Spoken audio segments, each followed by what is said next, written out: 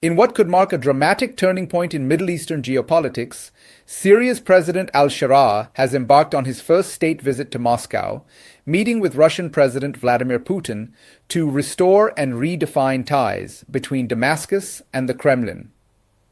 This meeting comes at a moment of extraordinary political symbolism, less than 10 months after the ouster and exile of longtime Syrian ruler Bashar al-Assad, who now resides in Russia under Kremlin protection.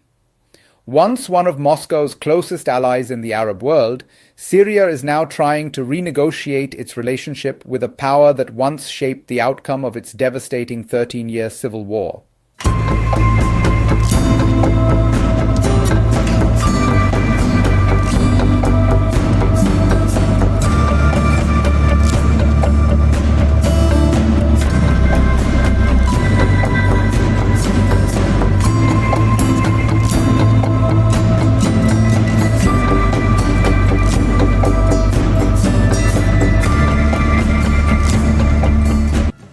The meeting, held inside the Kremlin on Wednesday, was presented as a cordial attempt to rebuild a strategic partnership that survived both war and regime change. President al-Sharaa told Putin that he sought to restore and redefine in a new way the nature of these relations so there is independence for Syria, a sovereign Syria, with territorial unity, integrity, and stability.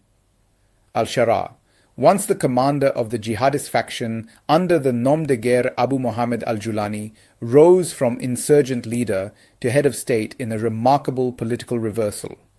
His government, forged out of former rebel coalitions, now faces the challenge of gaining international legitimacy while managing the legacy of a war that killed more than 600,000 people and displaced over 13 million. In his address, al-Sharaa reaffirmed that Damascus would honor all past agreements with Moscow, including military and economic pacts inked under Assad's presidency. Putin, in turn, welcomed al-Sharaa warmly, praising what he called Syria's great success in holding its first parliamentary election since Assad's fall, a process Moscow has publicly endorsed as a path toward political stabilization. "This is a great success for you," Putin said. "It leads to the consolidation of society, and even though Syria is currently going through difficult times, it will strengthen cooperation between all political forces in Syria." The optics were clear. Putin wanted the world to see that Moscow remains a key player in post-war Syria, even after its former protege, Bashar al-Assad, lost power. According to sources cited by Reuters and AFP, al-Sharaa's delegation also intended to raise a highly sensitive request: the possible handover of Bashar al-Assad, who has been living in exile in Russia since his ouster. While this topic was not mentioned publicly during the televised meeting, it looms large in the background. Assad's presence in Russia places Moscow in a complicated position.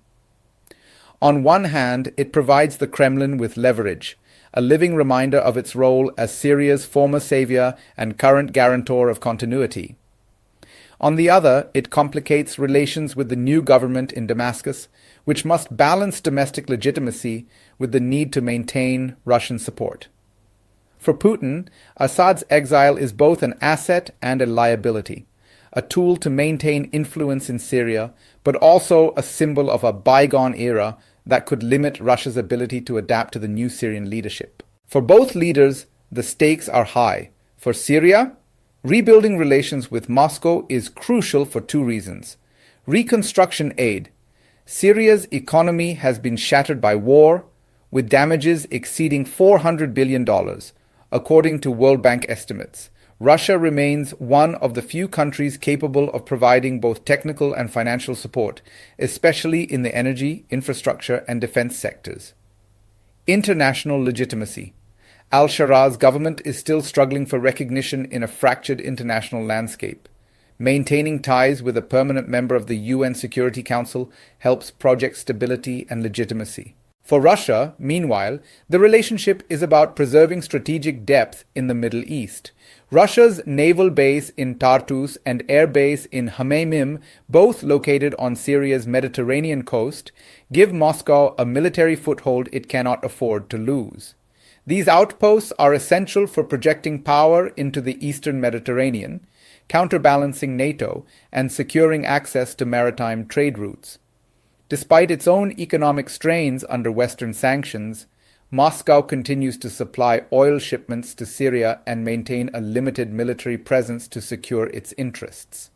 This rapprochement also comes amid shifting alliances in the Middle East. The United States has largely reduced its footprint in Syria, focusing instead on containing Iran and stabilizing Iraq. Meanwhile, Turkey and Iran, once bitter rivals in the Syrian conflict, are cautiously recalibrating their approaches to Damascus as they weigh post-war influence. For Russia, Syria remains a geopolitical anchor, a platform from which to project influence across the Levant, challenge U.S. dominance, and secure energy corridors. But al-Sharaa's rise changes the dynamics. Unlike Assad, who was almost entirely dependent on Moscow and Tehran, al-Sharaa is attempting to strike a balance, courting Russia for legitimacy, while signaling openness to Arab neighbors such as Egypt, the UAE, and Saudi Arabia for reconstruction assistance. As the two presidents sat across the table in Moscow, their smiles masked deeper calculations.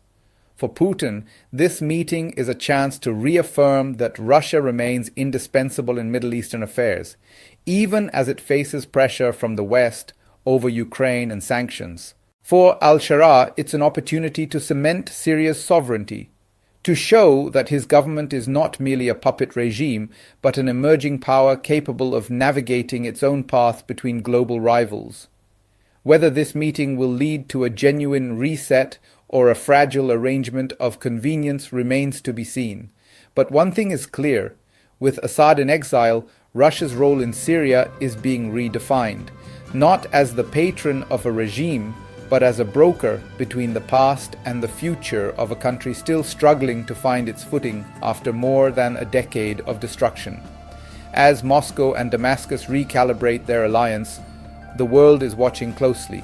Will Putin's Russia remain Syria's lifeline, or will the shadow of Assad's exile complicate the path to peace? Stay tuned as this delicate balance of power continues to reshape the Middle East.